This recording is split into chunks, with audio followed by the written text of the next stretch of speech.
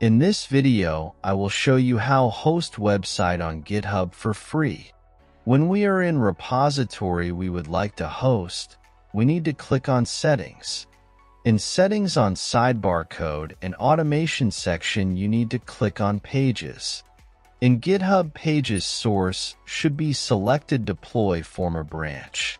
And in Branch dropdown select Main or another branch you would like to host.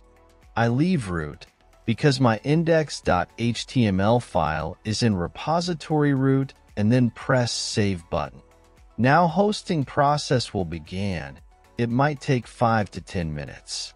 In your repository you can see deployment/building process. After few minutes refresh page and again go to Settings and Pages.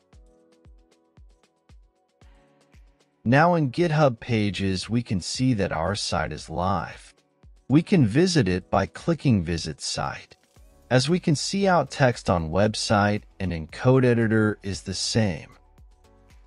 Then if you don't want host you site, just click on 3 dots beside Visit Site button and press Unpublish Site.